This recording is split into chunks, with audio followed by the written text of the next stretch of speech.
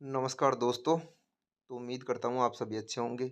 और आज हम लेकर आए हैं राजनीति विज्ञान में जो विद्यार्थी तैयारी कर रहे हैं तो और नेट के एग्ज़ाम दे रहे हैं, उस नेट के एग्ज़ाम के लिए क्या पाठ्यक्रम होना चाहिए, क्या सिलेबस होना चाहिए, उसकी हम बात करते हैं। यूनिवर्सिटी ग्रांट कमीशन है, इन्होंने ये जो सिलेबस है इसमें परिवर्तन किया था। परिवर्तन करने के बाद में ये क्या है कि लेटेस्ट सिलेबस है। और इस लेटेस्ट सिलेबस के तहत जो ये पाठ्यक्रम है इसमें 10 यूनिट बताई गई है। और 10 यूनिट में कौन-कौन से यूनिट में क्या-क्या है, आज इस वीडियो में देखेंगे ताकि आपको एक इसमें नई राह मिलने का मिल जाए। इसलिए हम इसमें देखते हैं कि कौन-कौन से इसमें टॉपिक्स हैं। तो 10 इकाइयाँ हैं इसमें। तो पहली इकाई क्या है? तो पहली इकाई में क्या है? राजनीतिक सिद्धांत के बारे में है, पॉलिटिकल थ्योरी के बारे में। पॉलिटिकल थ्योरी को इन्होंने 2 क्राइटेरियाज़ में बाँटा है। पहला कौन-सा? अवधारणाएँ। और दूसरा कौन-सा? राजनीतिक परंपराएँ। अवधारणाओं में कौन-कौन सी अवधारणाओं को ये शामिल करते हैं? तो इसमें इन्होंने शामिल किया है स्वतंत्रता को, समानता, न्याय, अधिकार, लोकतंत्र, शक्ति और नागरिकता। ये तो इनकी तो पूछी है इन्होंने अवधारणाएँ। और परंपराएँ, राजनीतिक परंपराएँ में क्या पूछा है?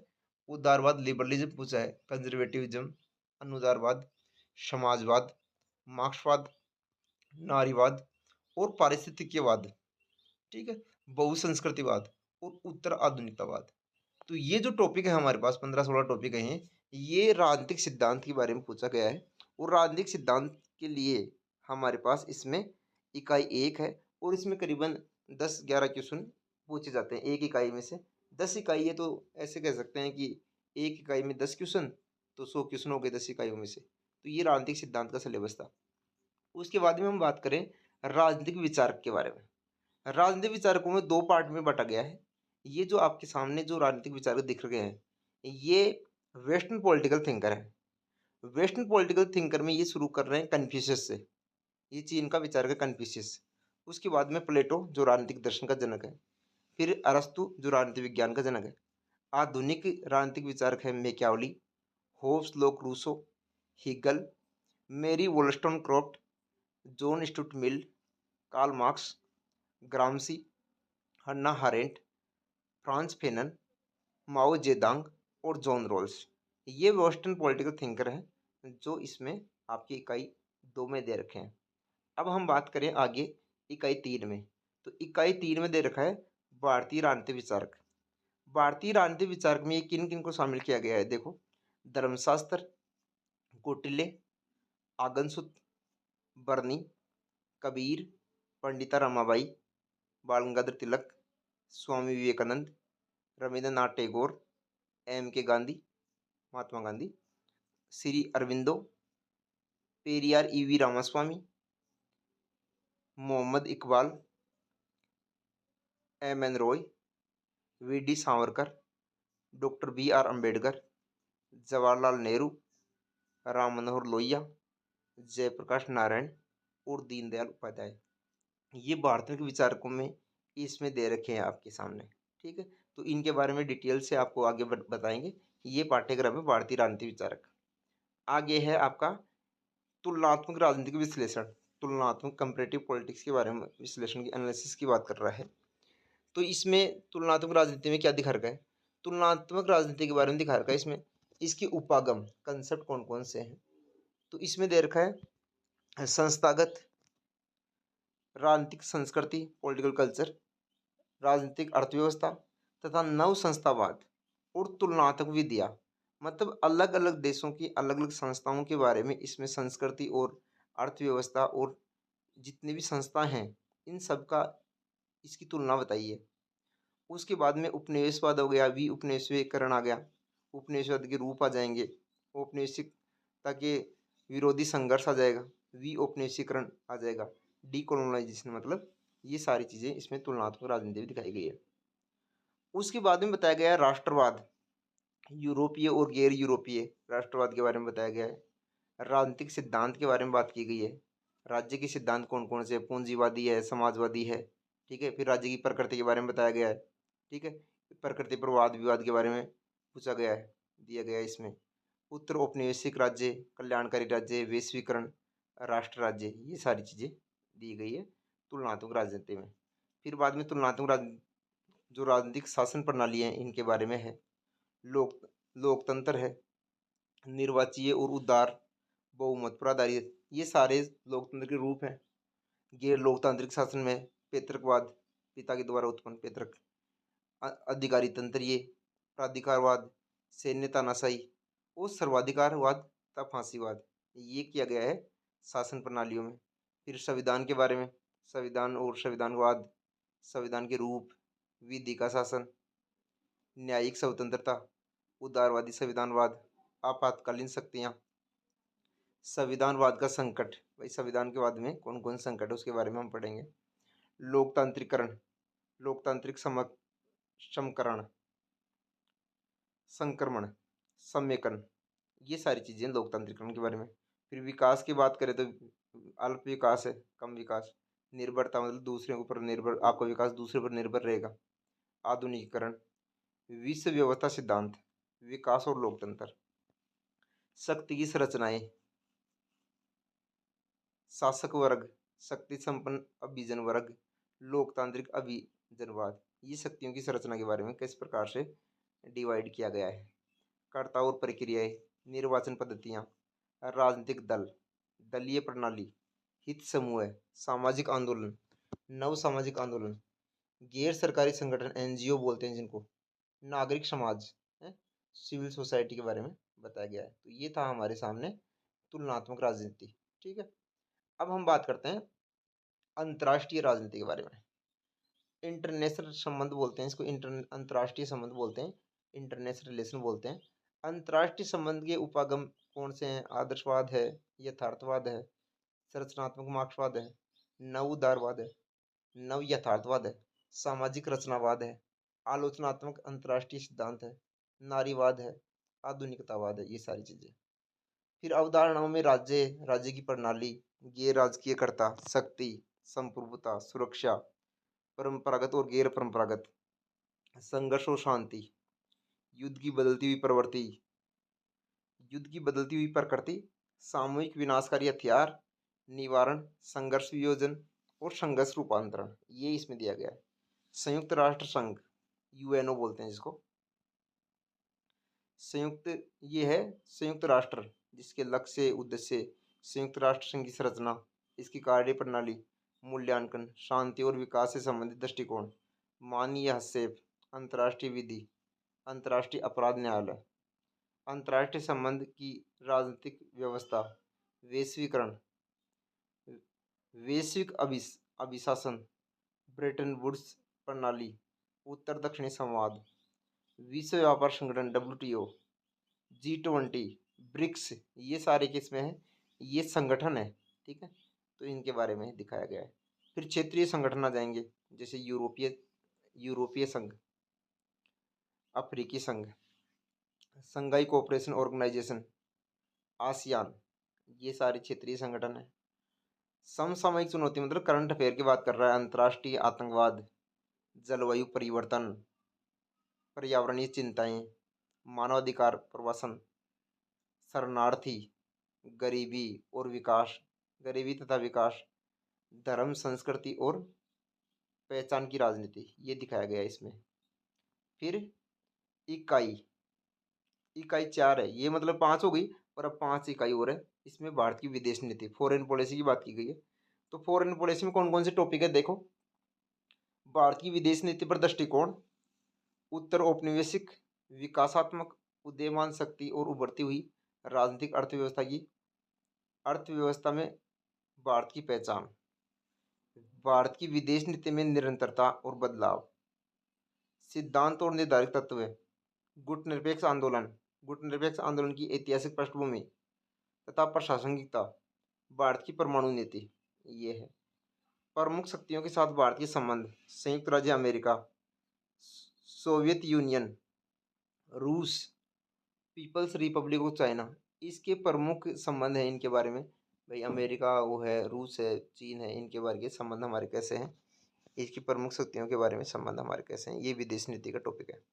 ठीक है, इसी का पार्ट आगे है बहुदूरीय दुनिया के साथ भारत के संबंध, यूरोपीय संघ के साथ भारत के संबंध, ब्रिक्स, आसियान, संघाई कोऑपरेशन ऑर्गेनाइजेशन, ये चीन से जुड़ा हुआ संगठन।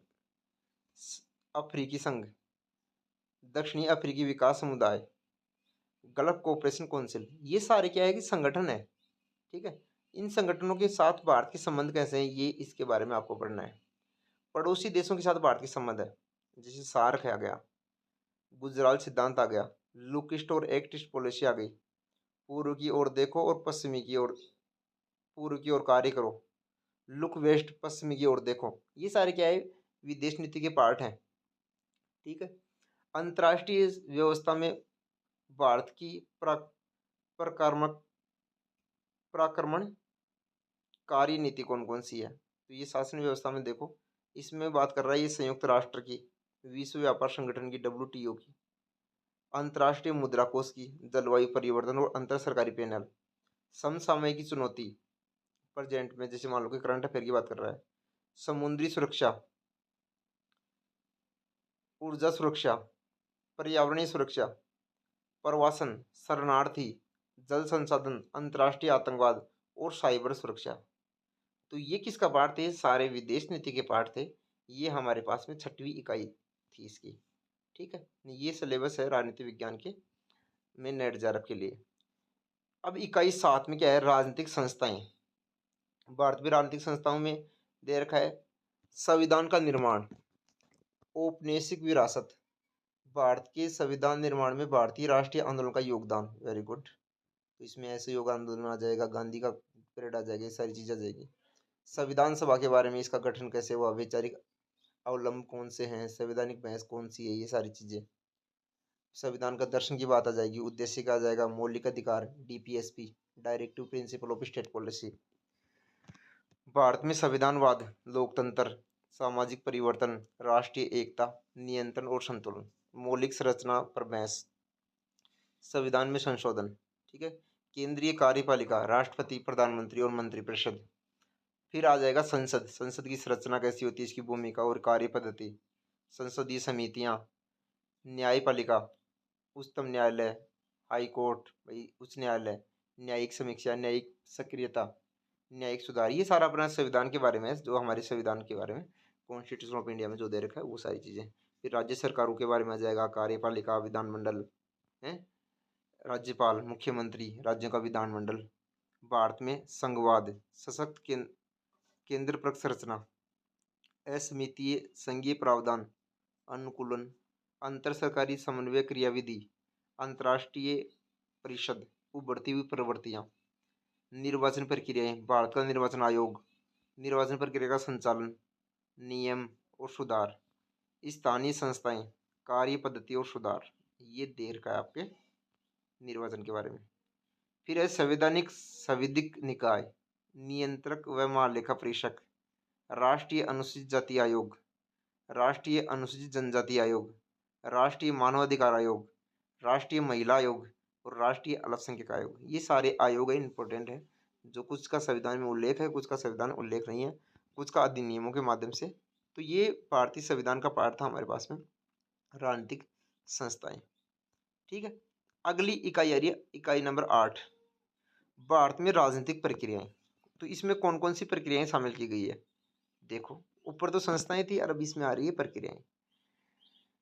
राज्य और राज्य अर्थव्यवस्था और विकास, भारतीय राज्य की प्रकृति, विकास योजना मॉडल, नव आर्थिक नीति, वर्धित तथा मानव विकास, वैश्वीकरण की प्रक्रिया, सामाजिक और आर्थिक निहितार्थ, पहचान की राजनीति।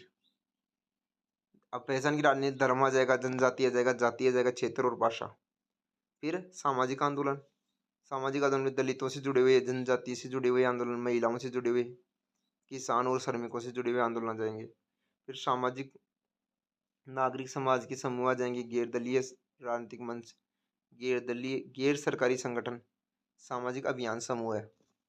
भारतीय राजनीतिक क्षेत्रीयकरण, भारतीय राज्यों का पुनर्गठन, राज्य और इकाइयों के रूप में राज्य, आर्थिक इकाई के रूप में राज्य, उपराज्य, क्षेत्रीय, क्षेत्रीय विषमता और नए राज्यों की मांग, ये बताया गया है इसमें। फिर भारत में जेंडर और राजनीति, ठीक है, समानता और प्रतिनिधित्व से जुड़े हुए, मतलब महिला और पुरुष की समानता की बात चल रही है। राजनीतिक दलों की विचारधारा, सामाजिक आधार, राष्ट्रीय दल, क्षेत्रीय दल, राज्य स्तरीय दल, ये आ जाएंगे इसमें। चुनावी राजनीति, सहभागिता, चुनावी प्रतिद्वंदिता, दंदिता, प्रतिनिधित्व, रिप्रेजेंटेटिवशिप, उभरती हुई प्रवृत्ति, इसमें कौन कौन सी चुनावी राजनीति में कौन कौन सी प्रवृत्ति उभर रही है, कौन सी बदल रही है, ये सारी चीजें। फिर आ जाएगा साहब लोक प्रशासन, ये इसमें पब्लिकेट वाला जो पार्ट है, ये इसमें जोड़ा गया है। एक इकाई में 10 क्वेश्चन आते हैं इसके। तो इसमें लोक प्रशासन के विकास की बात की गई है, निजी और लोक प्रशासन, ठीक है, इसकी बात करेंगे, इसकी प्रणाली की बात करेंगे, निर्णय निर्माण और पारिस्थितिकी उपागम की बात करेंगे। फिर लोक प्रशासन के सिद्धांत आ जाएंगी, फिर अवधारणा आ जाएंगी। देखो वो तो राजनीति विज्ञान के सिद्धांत है, इसमें लोक प्रशासन के सिद्धांत आ रहे हैं।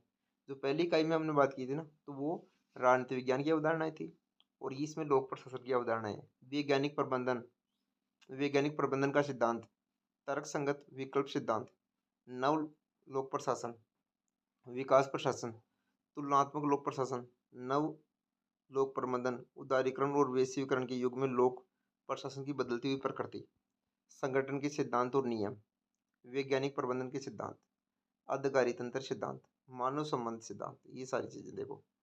संगठन का प्रबंधन, नेतृत्व और अभिप्रेरणा का सिद्धांत, संगठनात्मक संप्रेक्षण सिद्धांत और नियम, चेस्टर बर्नार्ड के संप्रेक्षण के नियम, संगठन में सूचना प्रबंधन और संगठन में संघर्ष पर संघर्ष प्रबंधन, मेरी पार्कर फोर्लेट, ये इससे संघर्ष प्रबंधन से जुड़ी हुई है।